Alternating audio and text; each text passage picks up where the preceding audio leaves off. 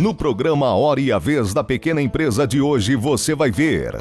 No dia 13 de setembro, o governo anunciou a desoneração da folha de pagamento para mais 25 setores da economia nacional.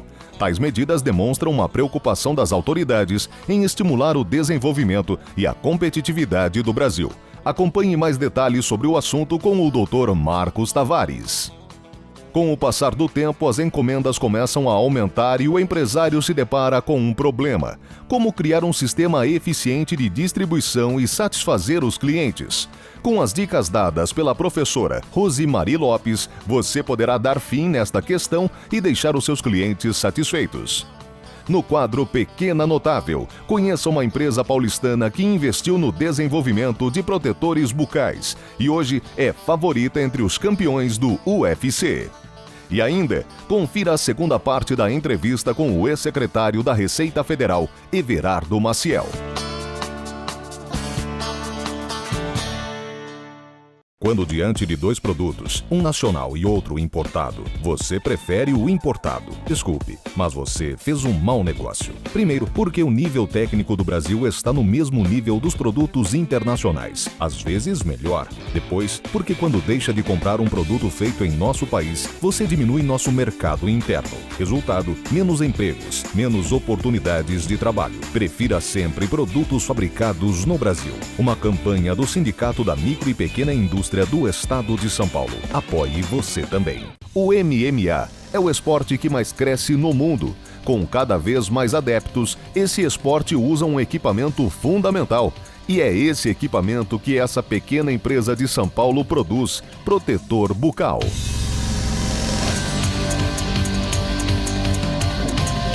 A principal finalidade de um protetor bucal não é somente proteger os seus dentes, mas é proteger a sua raiz de dente, a sua coluna cervical, auxiliar a sua respiração. Hoje a empresa é conhecida em todo o Brasil e é a favorita entre os grandes nomes do MMA. Então, nossos clientes são atletas do UFC como José Aldo, Eric Silva, Gabriel Gonzaga, Charles do Bronx. Nós também tivemos a oportunidade de fazer os protetores bucais do TUF, nós somos convidados para estar fornecendo a proteção bucal dos atletas do TUF. Nós também tivemos a oportunidade de fazer os protetores da Seleção Brasileira de Boxe. Além dele, nós também temos a Seleção Brasileira de Rugby, que também é um esporte que vem crescendo muito no Brasil hoje. Cada protetor é desenvolvido de acordo com as necessidades de cada cliente. O protetor bucal Force Field, ele tem 3 pilares. Ele é feito sob medida, ele é laminado, multilaminado, personalizado. Tá? Sob medida, porque ele é feito no molde, em cima do molde da boca do atleta. Esse é feito pelos nossos dentistas parceiros. Multilaminado, ele tem o mesmo princípio do vidro à prova de balas. São várias lâminas de material que dissipam um impacto muito melhor. Ele chega a dissipar quase 80% do impacto. E o personalizado, que é onde o atleta ele coloca o desenho que ele quer colocar os dentes, ele quer colocar o nome do filho, o nome da namorada, ele quer colocar a logomarca da sua empresa, do seu patrocínio, é aquele momento onde ele escolhe o que ele quer fazer. Esta é mais uma pequena empresa que se faz notável entre lutadores e espectadores do Ultimate Fighting Club.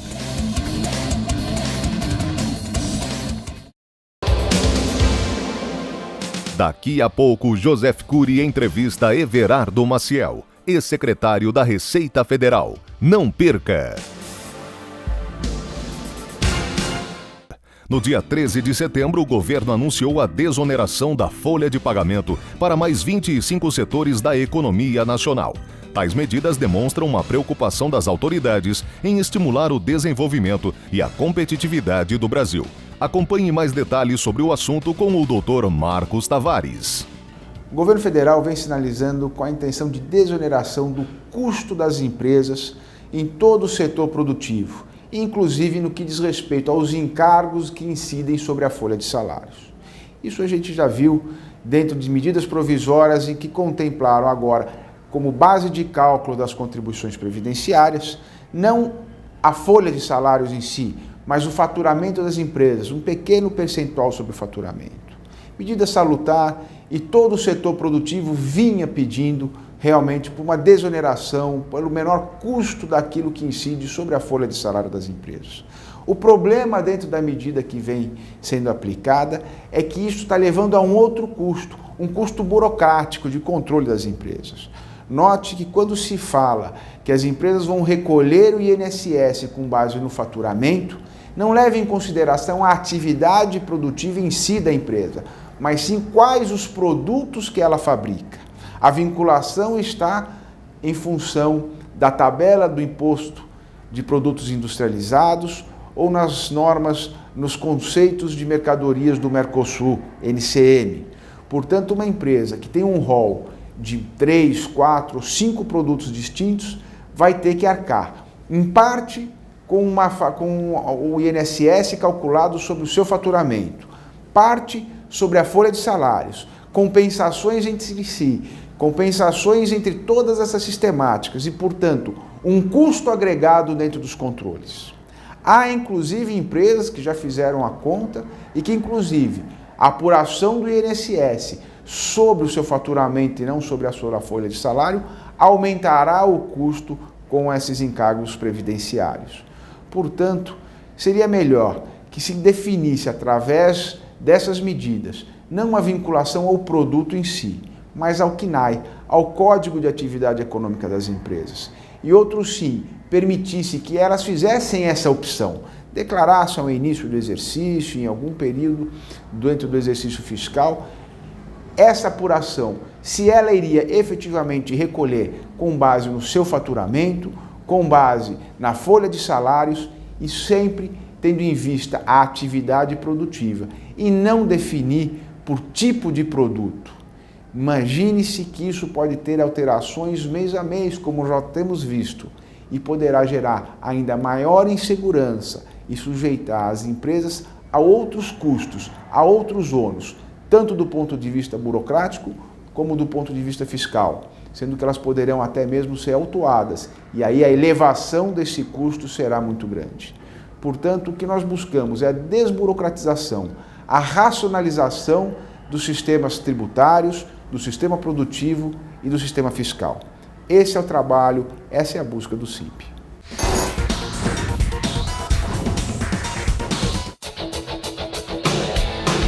Você sabia? A data de 22 de setembro foi escolhida como a de comemoração do Dia do Contador, por ser ela a mesma dedicada ao padroeiro da profissão, São Mateus, um apóstolo que antes de se dedicar à evangelização, exercia a atividade de publicano, cobrador de rendimentos públicos.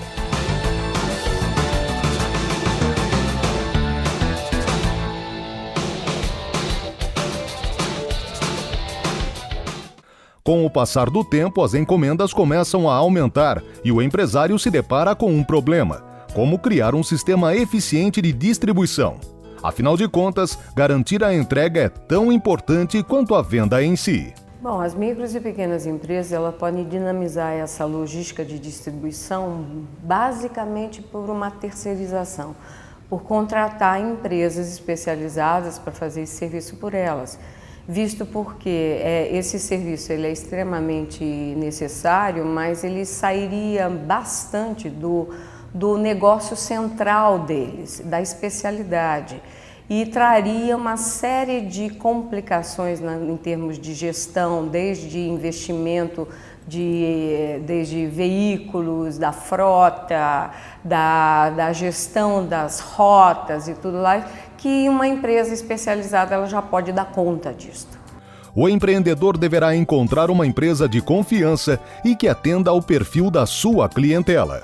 Ou seja, ele tem que rastrear uma empresa que tenha já um recorde de serviços realmente confiável, elogiável, que os clientes dela refiram essa empresa, que são empresas que realmente são comprometidas, são sérias, elas realmente cumprem os contratos e elas conseguem dar conta e agregar valor ao negócio dele com a distribuição correta.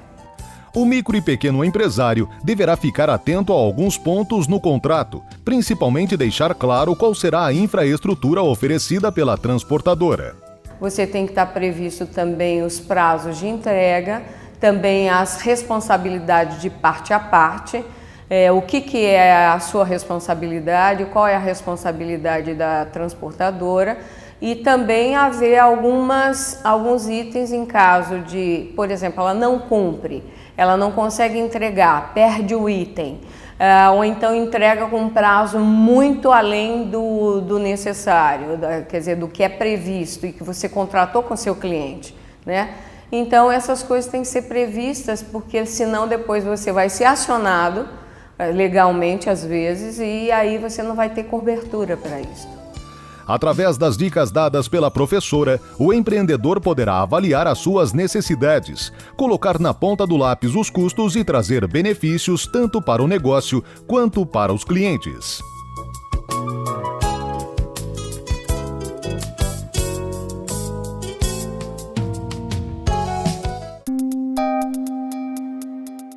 Entrevista da semana.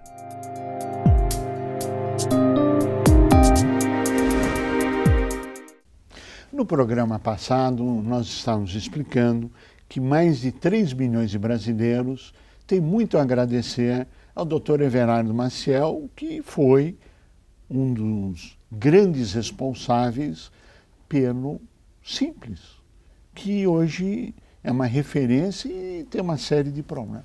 No entanto, o Dr. Everardo, em 1997, justiça tem que ser feita, também adotando a tese da simplificação, de uma modernização, na Junta Comercial em São Paulo, no convênio do Simples com a Junta, ele colocou um agente da Receita Federal. Sabe para o quê?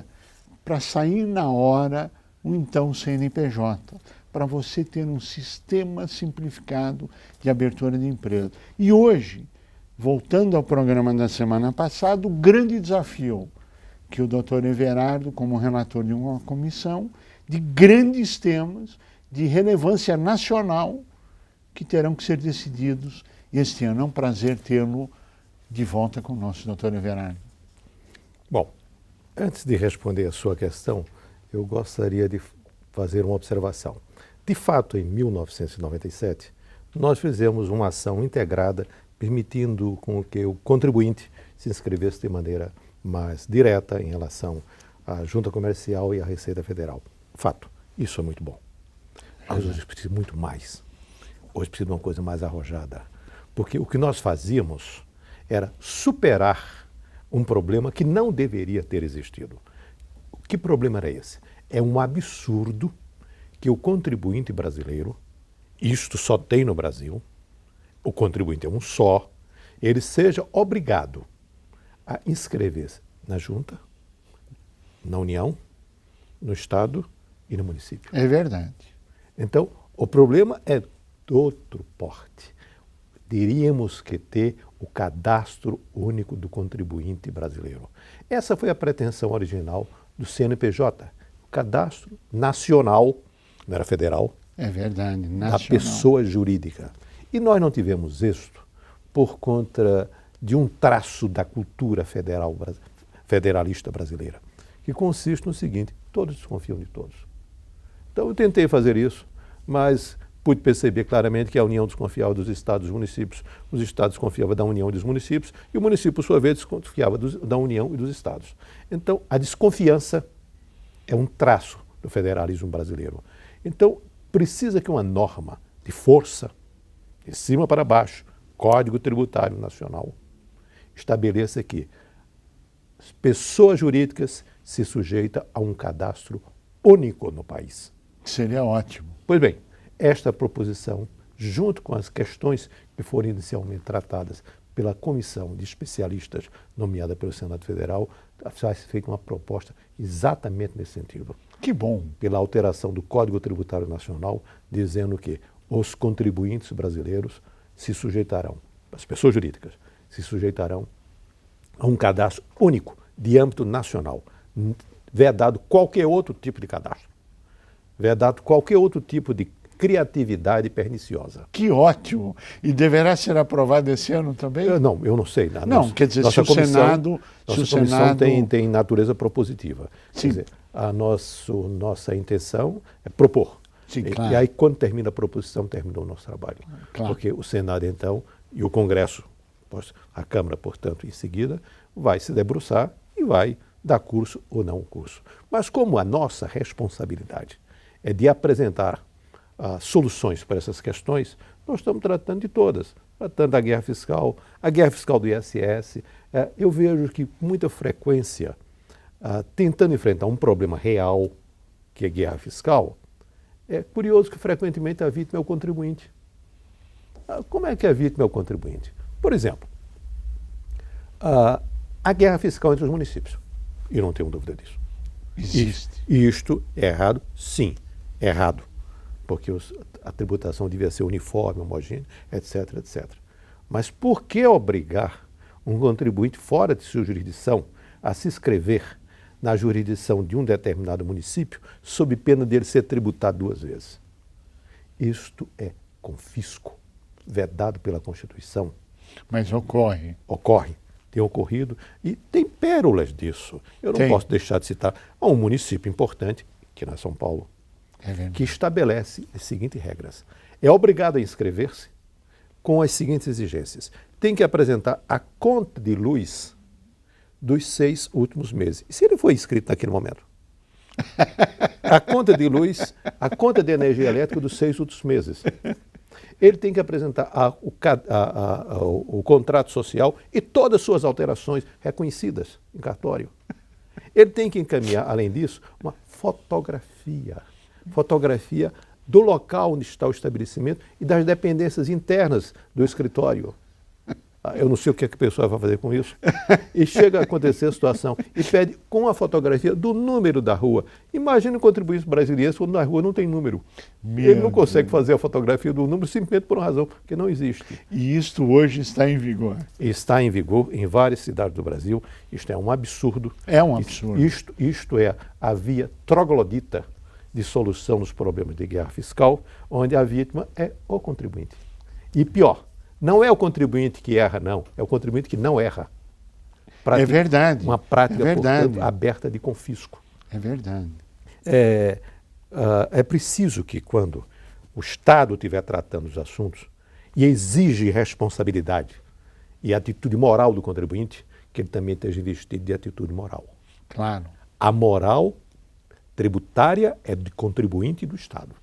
Quando o Estado ultrapassa os seus limites por abuso de autoridade ou qualquer coisa do gênero, é verdade. Ele perde a legitimidade para cobrar uma atitude moral do contribuinte. Exatamente nessa direção, a grande indagação é muito difícil nós assistirmos esta atitude nas organizações, ou vamos dizer assim, nas repartições públicas de uma forma, vamos dizer, praticamente generalizada. Muito poucos pensam dessa forma.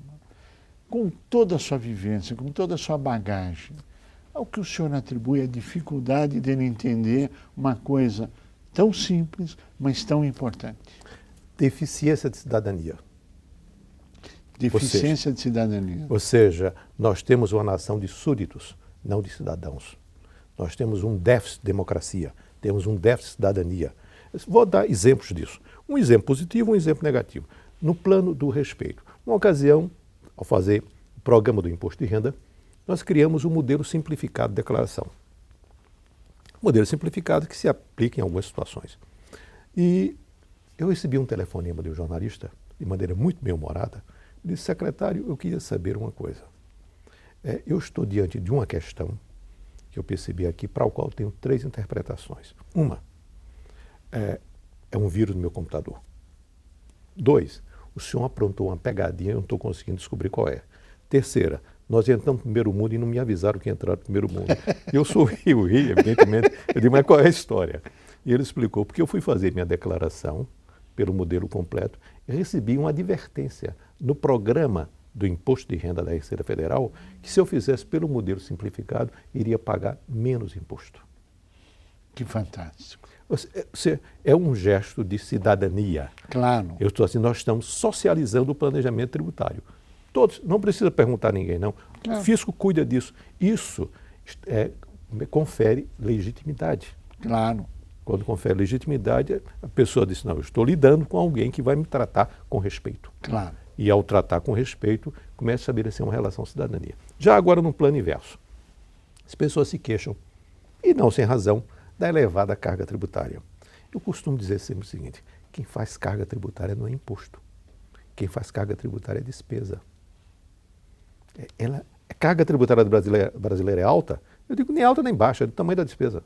É verdade. Então, se você quer alterar a carga tributária, olhe para a despesa. Claro. Qual o brasileiro que tem o mínimo, o mais remoto, algum resquício de interesse no que tratamento do orçamento público? Nenhum. É. O orçamento é tratado nas casas legislativas, Congresso Nacional, Assembleia Legislativa, Câmara de Vereadores, o que seja, enfim, e o brasileiro entende como sendo as contas do governo. Ah, mas não é conta do governo, não. Aquilo que estão lidando ali, como dizia o meu amigo Armínio Fraga, é financiado com o meu, com o seu, com o nosso dinheirinho. É verdade. Então, quando se discute aumento de salário de servidores públicos, independentemente da legitimidade ou não, é preciso só lembrar o seguinte: quem vai pagar somos nós. Claro. Mas ninguém diz, não, como é que eu quero fazer? Eu quero o seguinte: bons serviços, salários altos e impostos baixos. Se alguém conseguir descobrir essa equação, sabe, eu gostaria de conhecer e utilizá-la para mim. Acho uma ideia Para todos ótima, nós. Para todos nós. Uma ideia ótima. É claro. Só que, claro. evidentemente, isso está no campo da fantasia. Claro. Então, outra vez, é uma outra faceta do quê? Do déficit de cidadania. No programa passado, nós falamos dos grandes desafios, dos 4 temas e o prazo para a solução disso. Existe alguma previsão de prazo para que as sugestões sejam entregues ao Senado Federal? Bom, o prazo formal estabelecido para a comissão é 22 de setembro.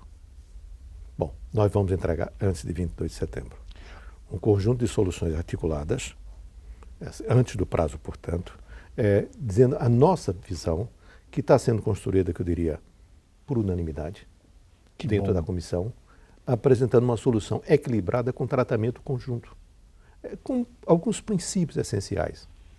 O gradualismo. Nada pode ser abrupto. Claro.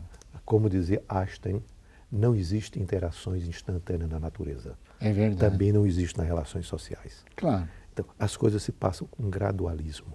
Então, não podemos passar de repente dizer o seguinte: o Estado tal, nós estamos falando de uma instituição, ganhava tal tipo de transferência, tal volume de recursos, e deixa de receber no dia seguinte. Isso não existe. Isso é uma fantasia. Então, essa fantasia é improdutiva. Aliás, não é improdutiva, é contraproducente. Claro. É mais grave do que isso. Mas então, nós estamos buscando assim, gradualismo, buscando soluções, as que podem ser feitas neste momento e as que podem ser feitas no futuro, quando condições objetivas e condições técnicas possam permitir. Mas, de uma maneira, sempre buscando qual é a essência do nosso trabalho. É a pacificação. É preciso dizer que toda guerra tem que ter um armistício. Claro, claro. Então, nós estamos propondo uma solução que é um armistício, que é uma tentativa de pacificar e reduzir os ânimos, o caráter de conflagração que existe entre as entidades federativas, para que a federação seja mais equilibrada, mais sossegada, mais pacífica. Everardo Maciel, nós chegamos ao final do nosso tempo e eu pediria as suas considerações finais. Bom, ninguém imagina que as coisas têm fim, né? E lamento por as isso. Coisas boas, né? Todos nós lamentamos, eu caso. Eu quero dizer que é um prazer muito grande estar aqui conversando com você e com todos que nos assistem, e pela oportunidade para tratar de matéria tão árida, matéria tão chata, e que eu tento, pelo menos, fazer com que ela seja nem tão chata, nem tão árida. Everardo Maciel, nós queremos agradecer muito a sua participação, ao seu brilhantismo, a ótica, não de hoje, de mais de 16 anos atrás, focada em auxílio à micro e pequena, em prol do país, em prol do desenvolvimento, em prol do emprego, da nação, né, como um todo, da arrecadação tributária, processo de simplificação, esse trabalho que está sendo feito agora no Senado, nós queremos parabenizá-lo por essa trajetória fantástica. Continue sempre assim, parabéns. A você que esteve conosco, o nosso mais profundo agradecimento, na certeza que estaremos juntos na semana que vem. Até lá!